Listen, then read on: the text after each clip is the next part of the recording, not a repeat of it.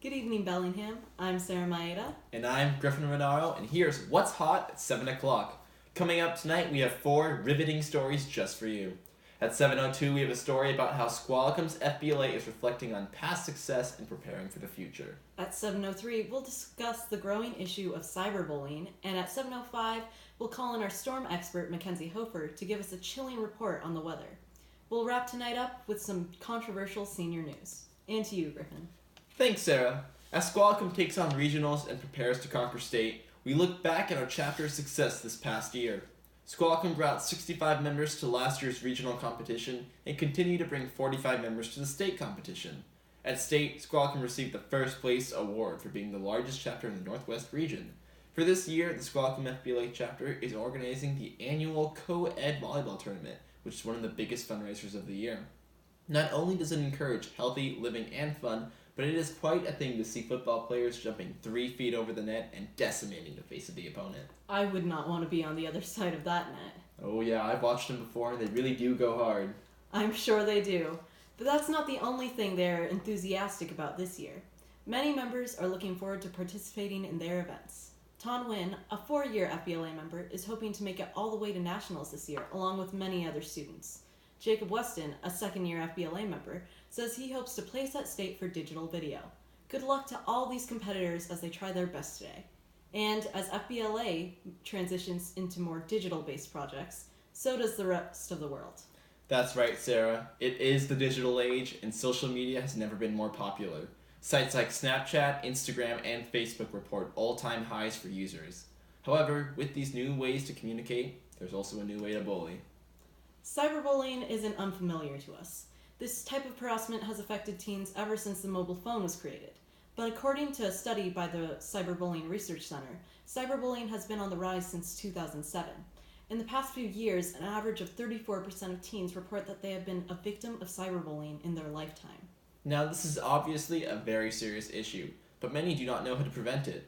After research and several interviews with experts, your newscast team has got some answers. And it turns out, prevention is easier than it seems. Sarah, why don't you walk us through the steps? Thanks, Griffin. To prevent cyberbullying on school campuses, you must first evaluate your environment. Is it clear to students that adults do not approve of the abuse of others?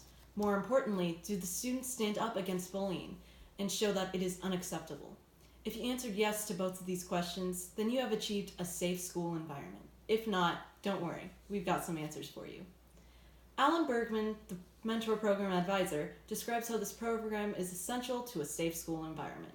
This program helps welcome the freshmen and make them excited to attend Squalicum. They are encouraged to reach out to others, which all around leads to a more united school. And when those freshmen are finally leaders of the school, they will be even more spirited than the class before, and the cycle continues.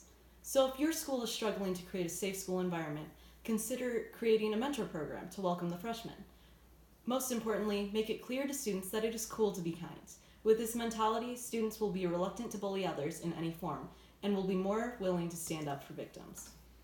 While all this is true, parents are especially worried about cyberbullying this week because all the kids are stuck inside. But we'll let Makenzie Hofer tell you about that as she delivers your weather report. Over to you, Makenzie. Hi, I'm Makenzie Hofer with What's Hot at 7 o'clock, coming to you from Bellingham, Washington. Thanks, Griffin and Sarah, for transferring me over. Here in Bellingham, we have received multiple inches of snow, and everybody is trying to deal with the snowpocalypse or snowmageddon that we are experiencing. Schools have been closed for the past 2 days, as well as 2 days last week. Houses are covered in snow, and places are completely out of de-icer, and there are not very many snow plows. People over in Sudden Valley are totally stuck in their homes. What are we gonna do? And the forecast for the coming week is, you guessed it, snow. Even more snow. But even though there's no school and people are stuck, we can still have fun in the snow. Thanks, Makenzie. In response to the aforementioned snowstorm, some seniors are starting to get worried. After graduation was officially announced last month to be scheduled for June 8th, the district office is now considering moving it to the 15th in light of the many snow days. ASB President Dylan Roth has been meeting with the superintendent and advisors to come up with a new solution that does not affect graduation dates.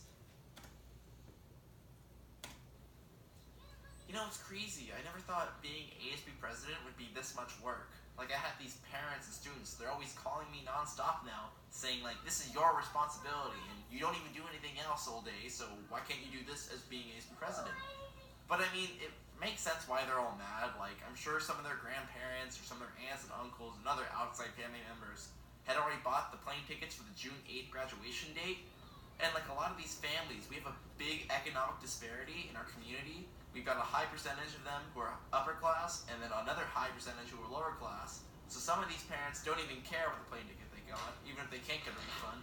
But there's these other families who can't get a refund, and maybe that's like all their savings. It's something they've built on for such a long time, and it's such a big deal for them. Dylan now believes he can convince the district to cut out some of the no school days between now and June in order to maintain the June 8th graduation date.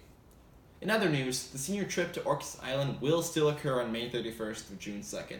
Class advisor Jason Dowd would like to remind everyone to pack light and to avoid bringing food. Personally, Sarah, I'm a little skeptical of this trip. Why is that? Well, it's still a school-sanctioned trip, meaning if anyone does anything against school policy like bringing alcohol or jewels, they not only risk being punished by school standards, but also everyone else there, even if they weren't directly involved. That's a good point. And those punishments could range from suspension to not being able to walk at graduation, right? Exactly. But I'd like to have wishful thinking and pray the kids know better. Me too. Well, that wraps up our show for tonight. Remember to congratulate your FBLA chapter on their success, and stay warm. Tune in tomorrow morning for another edition of What's Hot at 7 o'clock. I'm Sarah Maeda. And I'm Griffin Rinauro. Thank you for watching and have a great night, Bellingham.